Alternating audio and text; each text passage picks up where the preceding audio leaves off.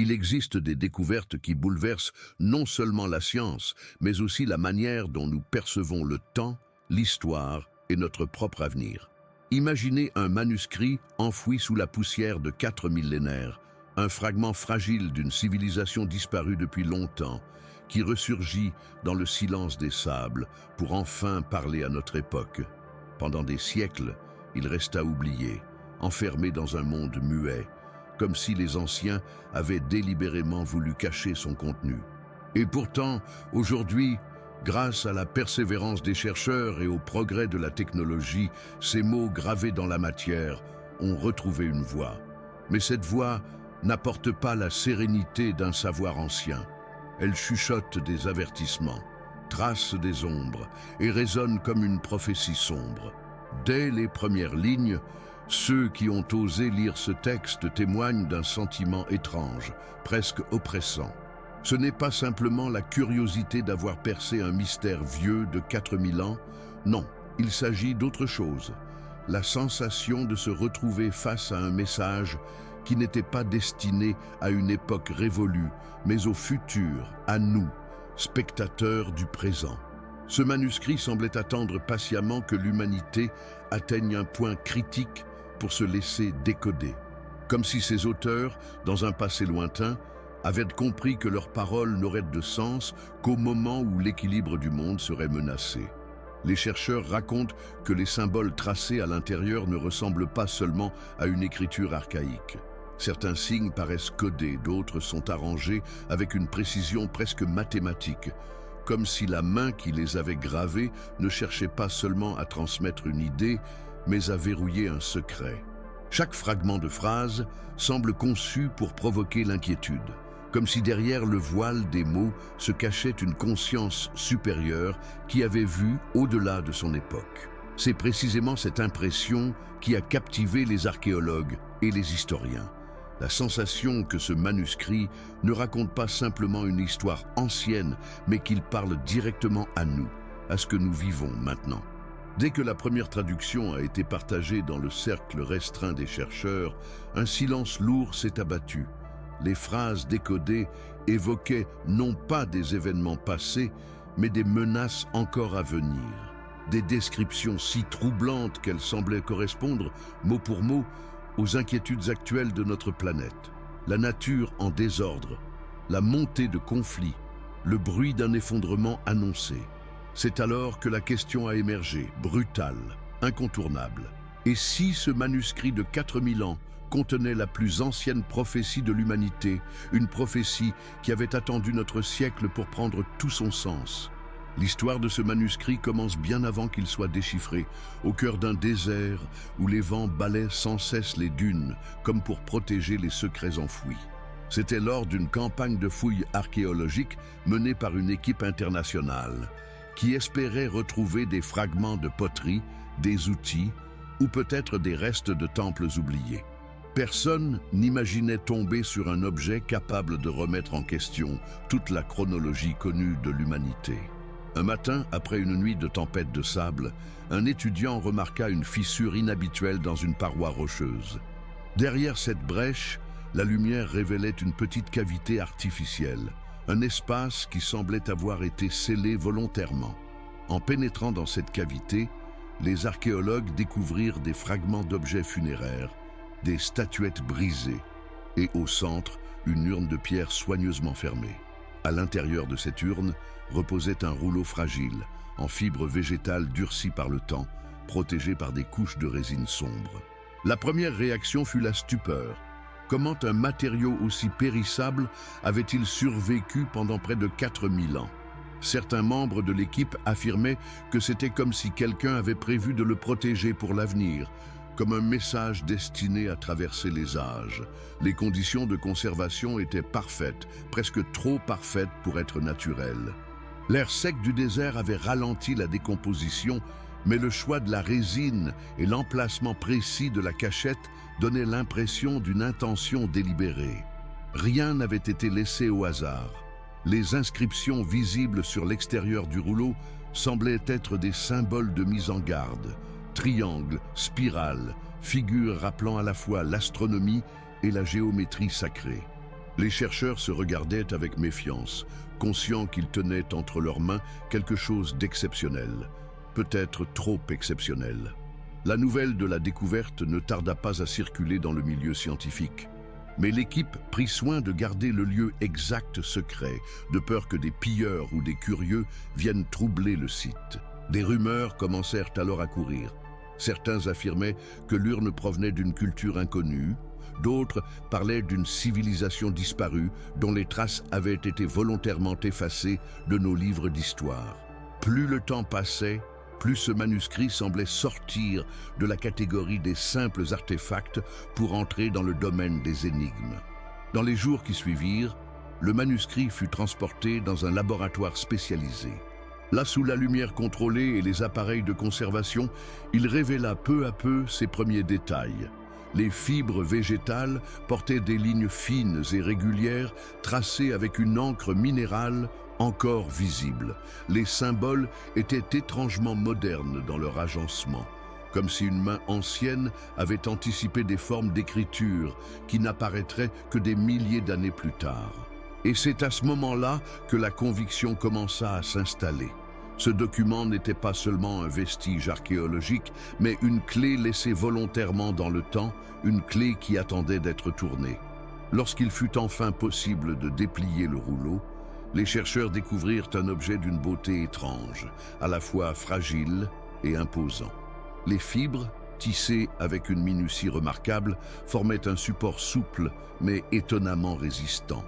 À première vue, le texte ressemblait à une écriture proto-historique, avec des caractères qui rappelaient certaines civilisations de la vallée mésopotamienne. Mais il y avait quelque chose d'inédit. Les symboles semblaient dépasser la simple fonction linguistique. Ils étaient disposés en motifs qui évoquaient des constellations, des cycles lunaires et même des calculs mathématiques complexes. Ce n'était pas seulement un manuscrit, c'était un système codé, un langage hybride qui mêlait science, religion et prophétie. Le plus troublant était la précision graphique. Les lignes étaient droites, régulières, comme tracées avec des instruments d'une technologie qui ne correspondait pas à l'époque supposée. Certains symboles répétés ressemblaient à des pictogrammes modernes, presque universels, comme si l'auteur avait voulu que peu importe la culture qui le lirait un jour, le sens demeure accessible. Cette universalité donnait au texte une aura intemporelle. Était-ce un hasard ou bien une intention claire de parler à des générations futures, bien au-delà de leur propre monde? Le manuscrit semblait divisé en sections.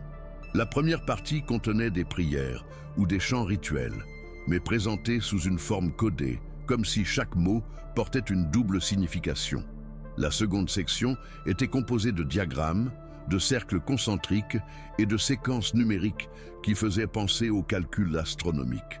Enfin, la dernière partie, celle qui fascina immédiatement les traducteurs, contenait des phrases énigmatiques, écrites dans un style plus direct, presque narratif. C'est là que se trouvaient les indices d'une prophétie, des mots qui ne décrivaient pas le passé, mais ce qui devait advenir. Ce qui frappa le plus les chercheurs fut le ton du manuscrit. Il ne s'agissait pas d'un récit religieux classique, ni d'un simple registre administratif. Les mots vibraient d'une gravité particulière, comme si celui qui les avait inscrits avait conscience de rédiger un message crucial. Certains passages donnaient l'impression d'avoir été écrits dans l'urgence, avec une volonté farouche de transmettre avant qu'il ne soit trop tard. D'autres, au contraire, semblaient méditatifs, presque poétiques, décrivant des visions cosmiques où le ciel et la terre s'effondraient dans un même silence. Chaque signe, chaque symbole semblait cacher plusieurs couches de sens. Les archéologues se rendirent compte qu'ils n'avaient pas affaire seulement à un texte ancien, mais à une sorte de message multidimensionnel, un langage qui parlait à la fois au rationnel et au spirituel. Le manuscrit ne se contentait pas de livrer des informations, il cherchait à éveiller, à troubler, à préparer celui qui le lisait. Devant cet assemblage mystérieux, une question obsédante se posait déjà. Qui avait écrit ce document? Était-ce l'œuvre d'un prêtre, d'un prophète ou d'une civilisation entière consciente de sa fin imminente? Pendant des décennies, le manuscrit resta dans les archives, étudié par fragments, mais jamais véritablement compris. Les premières tentatives de traduction se heurtèrent à un obstacle majeur. L'écriture ne correspondait à aucun alphabet connu. Les symboles semblaient proches des systèmes mésopotamiens, mais chaque fois que les chercheurs pensaient reconnaître une correspondance, une nouvelle séquence contredisait leurs hypothèses. On en vint à penser que le document n'était peut-être qu'un ensemble de symboles rituels, sans véritable signification, une sorte de talisman graphique destiné à impressionner plutôt qu'à informer. Mais certains refusaient cette conclusion, persuadés que le texte cachait un sens précis, qu'il suffisait de trouver la clé. Au fil des années, de nouvelles générations de chercheurs se penchèrent sur le manuscrit. Les méthodes évoluèrent. La photographie multispectrale permit de révéler des couches invisibles à l'œil nu, dévoilant des signes effacés par le temps. L'intelligence artificielle fut utilisée pour comparer les séquences avec des milliers de textes anciens. Peu à peu, un schéma apparut. Certains symboles n'étaient pas des lettres, mais des repères astronomiques. Position de planètes, phases lunaires, mouvements d'étoiles. Le manuscrit n'était donc pas seulement une écriture, mais une combinaison entre langage et sciences célestes. Le décodage se fit comme une enquête minutieuse. Chaque symbole isolé prenait un sens lorsqu'il était placé dans un cycle ou une séquence numérique. Ce n'était pas une lecture linéaire, mais circulaire, presque fractale. Les chercheurs comprirent que le texte avait été conçu pour résister au temps. Il fallait posséder une certaine connaissance des cycles cosmiques pour pouvoir l'interpréter. C'était comme si les auteurs avaient laissé un code que seules les civilisations suffisamment avancées pourraient comprendre. Cette idée renforça le sentiment que ce message n'était pas destiné à leurs contemporains, mais à nous. La percée décisive survint lorsqu'un linguiste remarqua que certaines séquences se répétaient à intervalles réguliers, toujours accompagnées de diagrammes circulaires. Il fit le lien avec des rituels anciens associés à des éclipses et à des alignements planétaires. Ces correspondances permirent de reconstruire un alphabet partiel, et les premières phrases cohérentes purent enfin être traduites. Les mots obtenus ne laissaient aucun doute. Le manuscrit contenait bien un discours articulé, et ce discours parlait d'un futur marqué par des bouleversements. À mesure que les traductions progressaient, les chercheurs furent partagés entre fascination et inquiétude. Chaque passage semblait confirmer que le texte n'était pas une simple chronique, mais une mise en garde. Pourtant, la traduction n'était pas fluide. Certains termes restaient volontairement ambigus, comme s'ils avaient été conçus pour préserver un voile de mystère. C'était un langage qui oscillait entre précision et énigme, un langage qui invitait autant à la réflexion qu'à la peur. Quand les premiers extraits furent rendus publics, la communauté scientifique réagit avec prudence. Mais pour ceux qui avaient travaillé des années sur ce manuscrit, une conviction s'imposait. Ce texte de 4000 ans n'avait pas attendu d'être déchiffré par hasard. Il semblait avoir été programmé pour réapparaître maintenant, dans une époque où ces mots trouvaient un écho troublant dans notre réalité. Lorsque les premières lignes du manuscrit furent enfin traduites, l'attente se transforma en silence. Les chercheurs, qui s'étaient préparés à découvrir une chronique religieuse, un mythe cosmogonique ou peut-être des instructions rituelles, furent saisis par la nature inattendue du texte. Les mots n'évoquaient pas le passé glorieux d'une civilisation disparue, mais un avenir sombre, décrit avec une intensité troublante. Dès les premiers fragments, on lisait des phrases qui résonnaient comme des avertissements. Quand le ciel s'assombrira et que la terre cessera de nourrir ses enfants, l'ère des royaumes tombera.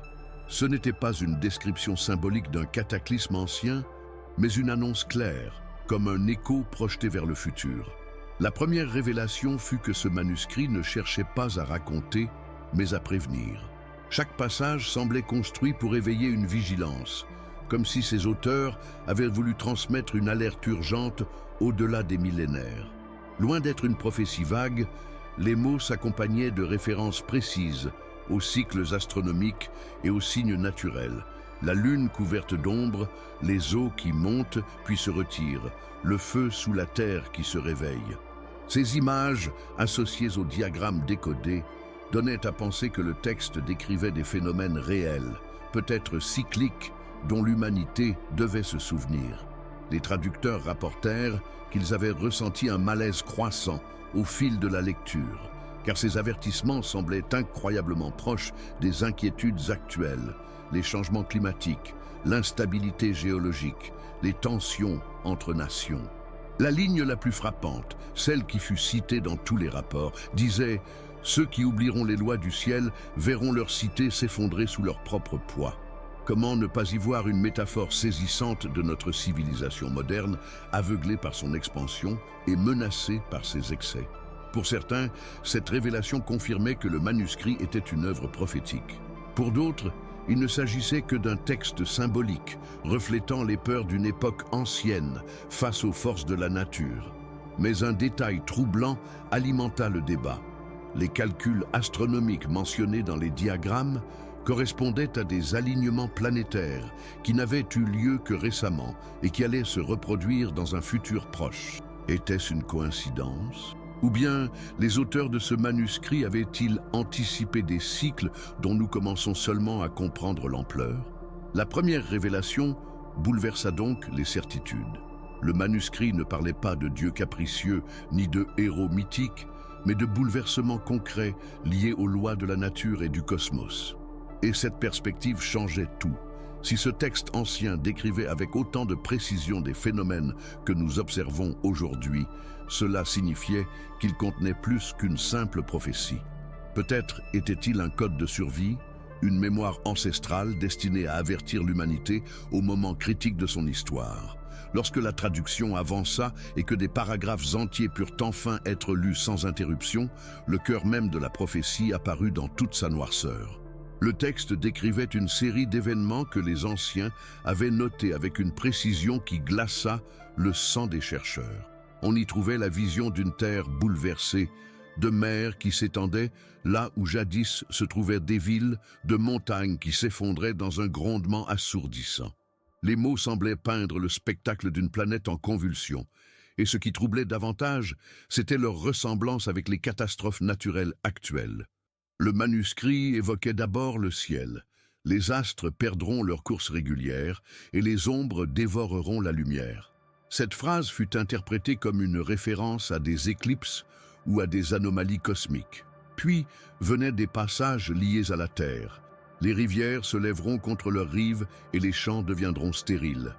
La description correspondait étrangement aux inondations récurrentes et à la désertification que nous observons aujourd'hui. Enfin, le texte mentionnait le feu, des entrailles de la terre surgira la colère et la poussière couvrira le soleil. Comment ne pas y voir une allusion aux éruptions volcaniques et aux nuages de cendres capables de plonger le monde dans l'obscurité? Mais au-delà des catastrophes naturelles, la prophétie parlait aussi des hommes. Quand les peuples s'élèveront les uns contre les autres et que la parole servira à diviser au lieu d'unir, alors le temps sera accompli. Cette phrase résonna particulièrement auprès des traducteurs, tant elle semblait décrire l'état actuel de notre civilisation, fragmentée par les conflits, les rivalités et les idéologies. Loin d'être un simple poème apocalyptique, le texte associait étroitement les bouleversements de la nature à ceux de l'humanité, comme si l'un nourrissait l'autre. Plus inquiétant encore, certains passages semblaient annoncer non seulement des événements, mais aussi leurs conséquences. Les hommes chercheront la lumière dans les machines, mais ils oublieront le souffle de la terre. Alors la connaissance deviendra poison, et ce qui devait sauver détruira. Cette ligne, en particulier, fut interprétée comme une critique anticipée de la dépendance à la technologie et de ses dérives potentielles. Comment des auteurs d'il y a 4000 ans auraient-ils pu imaginer un monde dominé par des machines? Était-ce une coïncidence ou bien une vision qui transcende le temps? La prophétie ne se contentait pas de prédire des désastres, elle annonçait une transformation. De l'ombre naîtra un peuple nouveau, forgé dans la douleur, qui portera la mémoire de ceux qui ont oublié. Cette phrase fut l'une des plus débattues, car elle suggérait qu'après l'effondrement, une nouvelle ère émergerait, guidée par un reste de l'humanité. Était-ce un espoir ou une manière de rendre la prophétie supportable? Personne ne pouvait le dire avec certitude. Ce contenu sombre et fascinant plaça les chercheurs devant une question obsédante. Ces mots décrivaient-ils réellement un futur inévitable ou bien étaient-ils une mise en garde destinée à nous pousser à changer de voie? Dès que les premiers extraits de la prophétie furent rendus publics, un immense débat s'ouvrit dans le monde académique et au-delà. Les archéologues, historiens et linguistes, fascinés par la découverte, ne parvenaient pas à s'accorder sur la véritable nature du texte. Certains y voyaient une œuvre poétique, une métaphore des angoisses collectives d'une civilisation ancienne face à des catastrophes naturelles qu'elle ne comprenait pas.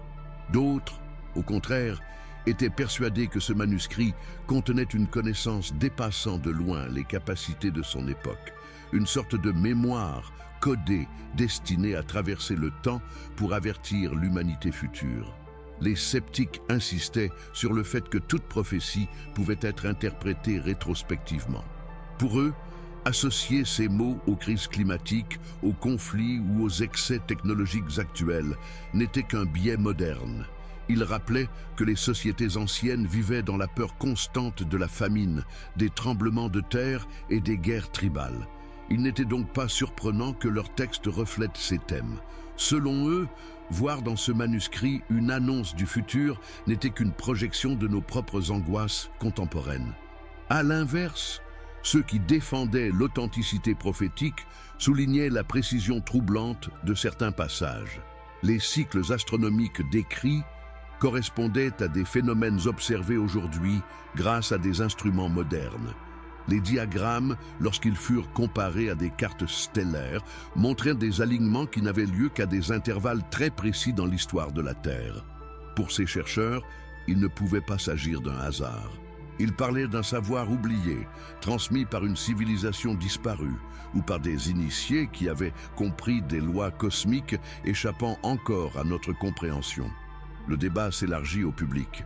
Des voix spirituelles et ésotériques affirmèrent que ce manuscrit prouvait l'existence d'une sagesse ancienne, occultée volontairement par les siècles. Dans les médias, on parla de la prophétie de 4000 ans, attisant autant la peur que la fascination. Certains y virent une confirmation de récits mythiques, l'Atlantide, les civilisations perdues, les cycles de destruction et de renaissance. D'autres, plus prudents, appelèrent à ne pas céder au sensationnalisme et à traiter le texte comme un document historique parmi d'autres. Ce qui est certain, c'est que le manuscrit divisa profondément. Chaque camp semblait lire dans ces lignes ce qu'il voulait y trouver. Une mise en garde symbolique, un appel spirituel ou une véritable carte du destin humain. Mais au cœur de ce tumulte, une question demeurait sans réponse. Pourquoi ce texte avait-il été protégé avec tant de soin, comme s'il devait impérativement atteindre notre époque? Était-ce une simple coïncidence archéologique ou bien la preuve qu'un message avait réellement traversé les âges pour nous? Cette controverse ne fit qu'accroître la renommée du manuscrit. Il devint un miroir reflétant les angoisses et les espoirs de notre temps, un texte qui, qu'on y croit ou non, forçait chacun à se confronter à une possibilité troublante. Et si le passé savait déjà ce que nous refusons de voir dans le présent? À mesure que les chercheurs poursuivaient la traduction et que les médias diffusaient les passages les plus marquants, une évidence glaçante s'imposa. Les lignes du manuscrit semblaient résonner directement avec notre époque. Ce qui, pour beaucoup, n'était au départ qu'une curiosité archéologique, devint soudain un miroir tendu à l'humanité moderne. Chaque phrase, chaque symbole paraissait correspondre à un événement ou une inquiétude contemporaine, comme si le texte ancien avait été écrit pour décrire notre monde en crise. Les passages sur les rivières qui débordent de leurs lits et sur les champs rendus stériles furent immédiatement rapprochés des inondations massives, des sécheresses extrêmes et de l'instabilité climatique que nous observons aujourd'hui. Les descriptions de poussière couvrant le soleil firent écho aux images récentes des méga-feux qui obscurcissent le ciel sur des continents entiers. Même la référence à la colère qui surgira des entrailles de la Terre rappela les éruptions volcaniques soudaines et les séismes dévastateurs de ces dernières années. Mais ce qui troubla le plus fut le parallèle avec la situation sociale et politique actuelle. Le texte annonçait que les peuples se dresseront les uns contre les autres et la parole ne servira plus qu'à diviser. Comment ne pas y voir une allusion frappante à la fragmentation de nos sociétés, aux conflits armés, aux divisions idéologiques et au climat de méfiance généralisé qui gangrène nos relations internationales? Pour beaucoup, ces phrases ne relevaient plus de la poésie ancienne, mais d'une description brutale de notre réalité quotidienne. Les chercheurs notèrent aussi que certains diagrammes semblaient aligner leurs prédictions sur des dates précises, coïncidant avec des événements climatiques récents. Cela alimenta l'idée que le manuscrit n'était pas seulement une vision générale, mais un calendrier de cycles qui se répètent à travers les âges. Si tel était le cas, cela signifiait que nous étions entrés dans une période annoncée il y a 4 millénaires, une époque de déséquilibre et de transition. Ces correspondances frappantes soulevèrent une question dérangeante. Étions-nous en train de vivre la prophétie? Était-ce une coïncidence que les mots écrits il y a si longtemps trouvent aujourd'hui un écho si précis? Ou bien les anciens avaient-ils compris, d'une manière qui nous échappe encore, les lois cycliques qui régissent la Terre et l'humanité? Quelles que soient les réponses, une certitude s'imposait. Le manuscrit nous forçait à regarder nos propres faiblesses. Même ceux qui refusaient l'idée d'une prophétie ne pouvaient ignorer la pertinence des avertissements. Le texte devenait alors un miroir moral. Il dénonçait notre incapacité à écouter les signes du monde, à respecter les lois naturelles et à préserver l'équilibre. Ce que les anciens appelaient prophétie pouvait bien n'être qu'une sagesse ancestrale, une sagesse que nous avons oubliée, mais qui, étrangement, semble aujourd'hui plus actuelle que jamais. Malgré toutes les avancées réalisées dans le déchiffrement du manuscrit, une part considérable du texte reste couverte d'ombre. Certaines sections, gravement endommagées par le temps, demeurent illisibles, et d'autres, bien que préservées, paraissent volontairement cryptées. Les chercheurs admettent qu'ils ne détiennent pas la clé complète du langage. C'est comme si le manuscrit avait été conçu pour ne livrer son secret qu'à moitié, obligeant chaque génération à l'interpréter, mais sans jamais atteindre une certitude absolue. Ce caractère inachevé nourrit encore davantage le mystère. Plusieurs phrases s'interrompent brusquement, laissant des fragments énigmatiques tels que « Quand le grand cycle s'achèvera, celui qui sait » ou « Alors, les portes seront ouvertes » et les ténèbres. Ces coupures abruptes ont donné naissance à d'innombrables spéculations. Certains pensent que des parties entières du manuscrit ont été arrachées ou perdues volontairement, comme si quelqu'un avait voulu empêcher la révélation totale. D'autres suggèrent que l'écriture elle-même obéit à une logique secrète, une sorte de code que nous n'avons pas encore appris à lire. Les zones d'ombre ne se limitent pas au texte. Même l'origine du manuscrit reste indéterminée. Aucune civilisation connue ne correspond parfaitement au style, aux matériaux et aux références qu'il contient. C'est comme si ce document provenait d'un peuple effacé des mémoires, un peuple dont nous ne connaissons ni le nom, ni la géographie exacte, mais qui possédait une connaissance à la fois astronomique, poétique et prophétique. Cette absence de contexte historique concret rend l'objet presque intemporel, comme s'il venait d'un lieu en dehors de l'histoire. Ce mystère est accentué par l'impression que le manuscrit ne voulait pas être découvert trop tôt. Les conditions dans lesquelles il fut caché, la résine protectrice, la cavité scellée, l'emplacement précis, donnent l'impression d'une intention claire, protéger le texte jusqu'au moment où il serait nécessaire. Mais qui avait jugé qu'il devrait un jour être lu? Et pourquoi maintenant? Était-ce une simple coïncidence archéologique ou le signe que ce message avait été destiné à une époque précise de notre évolution? Dans le silence des laboratoires où il est conservé, les chercheurs eux-mêmes confient qu'ils ressentent parfois une forme de malaise en travaillant sur ces lignes, comme si le manuscrit leur échappait volontairement, refusant de livrer tout son contenu. Certains parlent même d'un texte vivant qui ne se révèle qu'à ceux qui sont prêts à le comprendre. Peut-être est-ce la raison pour laquelle tant de passages demeurent inaccessibles. Ce manuscrit vieux de 4000 ans, n'aurait pas encore fini de parler. Et c'est là le paradoxe. Plus on avance dans son étude, plus les questions se multiplient. Le manuscrit se transforme en un miroir obscur, où chacun croit voir des vérités, mais où l'essentiel semble toujours se dérober. Il reste, au fond, une énigme ouverte, une voix venue d'un autre âge qui choisit encore ce qu'elle accepte de révéler. À la fin de ce long processus de décodage, une évidence s'impose. Ce manuscrit n'est pas seulement une relique archéologique, mais un miroir tendu à notre époque. Ces lignes, rédigées il y a 4000 ans, résonnent aujourd'hui comme un écho inquiétant de nos propres angoisses. Qu'il s'agisse d'une prophétie authentique, d'un avertissement codé ou d'une simple métaphore poétique, il a atteint son but, forcer ceux qui le lisent à s'interroger sur la fragilité de leur monde. Car si les anciens voyaient déjà dans la nature et dans l'humanité les germes de leur destruction, que dire de nous, qui possédons une connaissance infiniment plus grande et continuons pourtant à répéter les mêmes erreurs?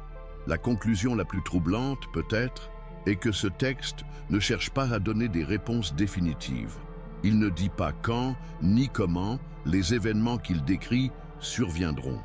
Il se contente d'éveiller une conscience, de rappeler que les cycles de la Terre et de l'humanité sont liés et que l'oubli des lois fondamentales mène inévitablement au chaos.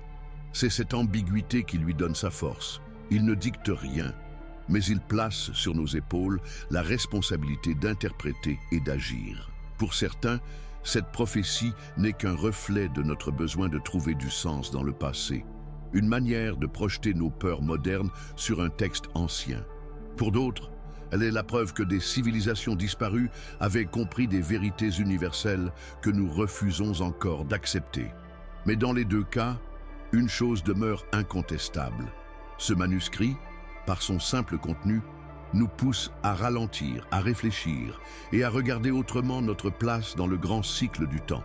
Peut-être est-ce là sa véritable mission, pas de prédire un avenir inévitable, mais de nous rappeler que l'avenir n'est jamais fixé, que chaque génération a la possibilité de briser les cycles de destruction en écoutant les avertissements du passé, qu'une prophétie, aussi sombre soit-elle, peut devenir une invitation à transformer notre présent. Les anciens, en écrivant ces lignes, ne voulaient peut-être pas nous effrayer, mais nous réveiller. Et alors, une dernière question demeure, suspendue comme une ombre sur les mots traduits. Si ce manuscrit a traversé 4000 ans pour nous parvenir aujourd'hui, n'est-ce pas parce que c'est précisément maintenant qu'il devait être entendu? Peut-être sommes-nous l'époque pour laquelle il a été écrit, l'humanité qu'il voulait avertir. Si tel est le cas, alors ce n'est plus une simple curiosité historique. C'est un choix. Continuer à ignorer les signes ou bien entendre enfin la voix des anciens qui résonne à travers les millénaires pour nous rappeler que notre avenir dépend de notre mémoire.